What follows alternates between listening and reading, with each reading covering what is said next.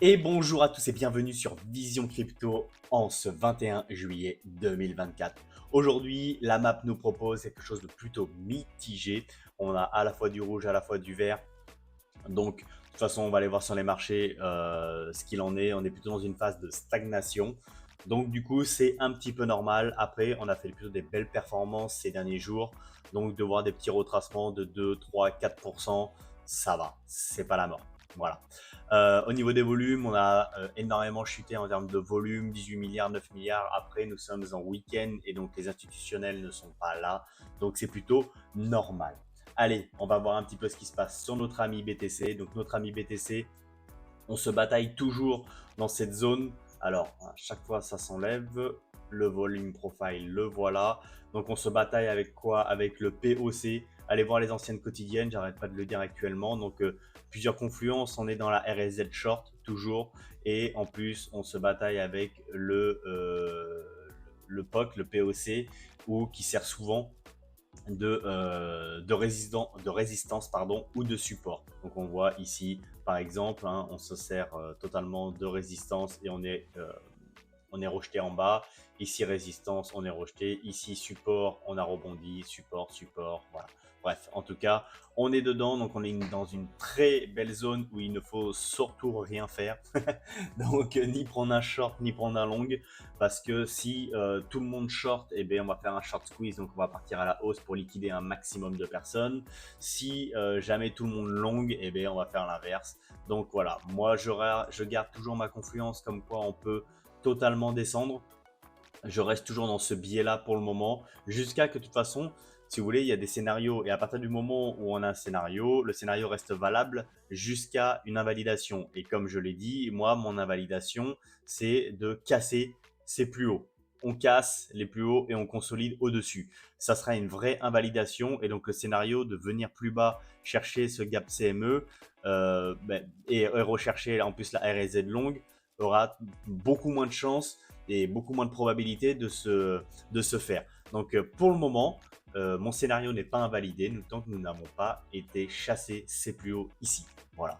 Donc comme ça, vous connaissez parfaitement mon plan. Et mon plan pour le moment, c'est de m'asseoir sur mes mains. Je ne short pas, je ne long pas, j'attends de voir ce que le marché va faire. Ici, c'est vraiment une zone où on va dire, où les traders non initiés vont prendre des positions.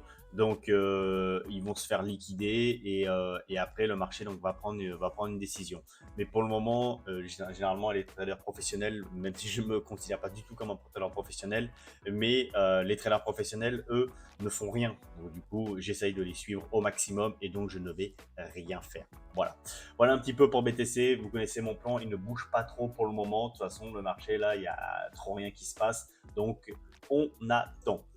Donc toujours, hein, voilà, ce gap CME, j'ai toujours cette target en tête. Voilà. Au niveau de Ethereum, pareil, rien de plus que hier. Pour le moment, on a été chasser les liquidités au-dessus de ça et on a réintégré, ce qui n'est pas forcément très bullish. Pareil, je ne peux pas trader sur Ethereum. Si autre chose d'extrêmement important sur BTC, hop là, donc vous voyez ici, j'avais commencé à vous en parler. Ici, on voit des divergences. Donc divergence, c'est-à-dire que divergence sur le RSI. Ici, par exemple, vous voyez, alors on peut même partir d'ici. Ici, on fait un plus haut sur le RSI à ce niveau-là. Pardon, j'ai eu un petit bug. On fait un petit haut sur le RSI à ce niveau-là. Et ensuite, on a une perte de momentum, c'est-à-dire que le RSI diminue alors qu'on fait encore un plus haut.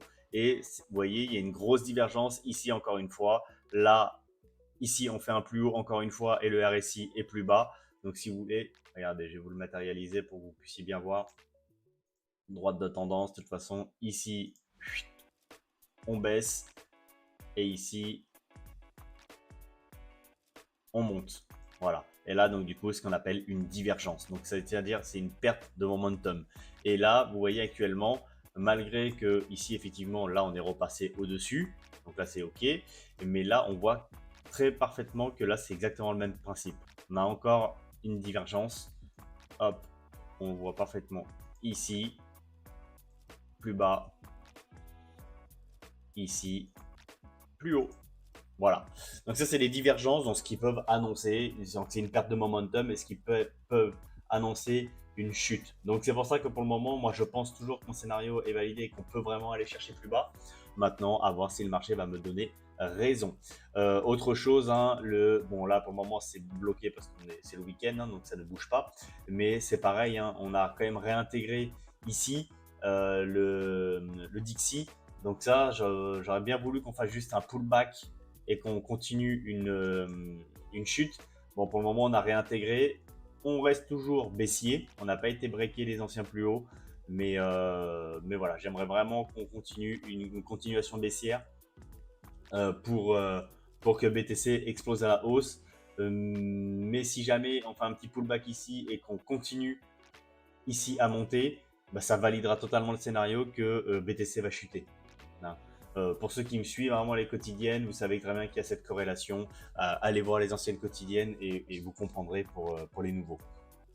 Euh, Au niveau de la dominance, c'est toujours BTC qui domine très clairement notre ami Ethereum, mais ça peut peut-être changer parce que on a la nouvelle donc du coup des ETF quand est-ce qu'ils vont pouvoir être tradés. Donc ici c'est le 23 juillet, donc c'est mardi, il me semble mardi, oui. Donc qui vont être tradables donc à Chicago. Et donc on va voir comment le marché va réagir. Est-ce qu'il va y avoir un afflux réel de liquidités ou alors il va y avoir un sales news, donc au contraire une chute de Ethereum. Moi je pense pas, je pense qu'au contraire c'est plutôt bullish et que enfin Ethereum peut prendre une dominance peut-être sur BTC, casser enfin cette trendline, que je vous ai dit depuis pas mal de temps. Vous voyez, on a cette grande trendline ici. Et donc, possiblement, et là, on est dans un canal où, vous voyez, on est en train de vraiment être compressé. Et donc, il va y avoir un break. Donc, soit à la hausse, soit à la baisse. Hein. Mais avec les ailes nouvelles justement de l'ETF, je pense qu'on peut complètement le breaker à la hausse. J'avais déjà mis ce schéma depuis longtemps. Donc, on peut très bien faire ça, pullback et après partir. Et donc, d'ailleurs, avoir peut-être possiblement une petite all season que j'aimerais énormément. Ça ferait énormément de bien. Donc voilà un petit peu à voir. On va regarder ce qui se passe mardi. Donc ça va être très important. Au niveau de la map de liquidation, donc hop, je vais me mettre plutôt en 3 jours. On va voir ce qui s'est passé un petit peu. Donc vous voyez par exemple, en plus il y a énormément de liquidités au sud à venir récupérer. Donc pourquoi pas venir récupérer, combler beaucoup de confluences. Hein, si vous voulez, moi je suis beaucoup sur les confluences. Et donc, je le répète encore une fois, hein, vraiment là pour les nouveaux qui ne regardent pas forcément tout le temps les quotidiennes, beaucoup de confluences. On est dans la RLZ short, on est sur la résistance du POC, on a un gap CME à aller combler ici, et en plus on retomberait dans la RLZ longue. Eh ben, ça fait beaucoup de confluence. Voilà. Après, est-ce qu'on va le faire? Je sais pas. On peut totalement piéger tout le monde. C'est totalement possible aussi. Et donc la dernière confluence, c'est qu'il y a énormément de liquidités. Et en plus, il y a les divergences baissières. Bon, ça fait beaucoup. Donc voilà. Pour moi, pour le moment, j'ai un biais bearish court terme, très court terme, parce qu'après, je suis hyper bullish. Je pense vraiment qu'on va tout péter.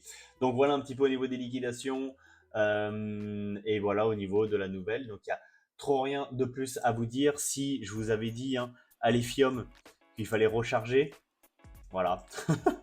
Je vous avais dit qu'il fallait recharger. On a fait des bougies incroyables. Franchement, c'est ouf ce qu'on a sorti là. On a fait x2, hein. C'est pas compliqué. Hein. Voilà. On est monté à x2. On a fait 100%, plus de 100%, 102%. Incroyable. Donc, ça ne veut pas dire qu'on ne peut pas retracer, bien entendu. Je pense qu'on ira combler cette imbalance qui est ici. Vous voyez, ici, imbalance, ici, imbalance. C'est totalement possible qu'on aille chercher, hop, ici, les imbalances. En plus, faire un appui ici. Voilà. Et ensuite, possiblement repartir. En plus, en termes de zone de confluence, si on prend ces derniers mouvements, ouais, vous voyez. À chaque fois, il n'y a pas de hasard. Hein. Vous voyez. Au fait, là, le schéma que je viens de faire, alors, je vais tout vous montrer. Je sais que vous m'avez dit dans les commentaires que vous aimez bien quand je vous explique les choses. Maintenant, en plus, vous commencez à comprendre comment j'analyse les choses, donc c'est vraiment top. Merci d'ailleurs beaucoup à tous ceux qui me suivent. La communauté ne fait que grandir. Top.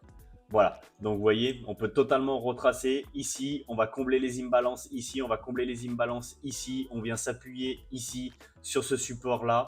Et en plus, on serait dans la RSZ longue. Encore une fois, beaucoup de confluence. Voilà, c'est juste ça. Après, on peut totalement partir, hein. Voilà, totalement partir. Pour le moment, on n'a pas été chasser les liquidités qui étaient ici. Donc voilà, on peut totalement partir. Mais en tout cas, moi, je vais mettre des ordres d'achat dans cette zone-là. Si jamais on y retourne, eh bien, je continue à recharger mon bag. Si on n'y retourne pas, tant pis, c'est pas grave. Je suis déjà extrêmement exposé à Alephium. Donc voilà, en tout cas, vous savez très bien que c'est une crypto que j'apprécie énormément. Et bien entendu, ceci n'est pas un conseil en investissement. Faites vos propres recherches sur le projet. Mais, euh, mais voilà, en tout cas, voilà, vous avez mon plan sur Alephium. Encore une fois aussi, n'hésitez pas à me mettre en commentaire si vous avez des crypto-monnaies que vous voulez que j'analyse. Ça sera avec plaisir.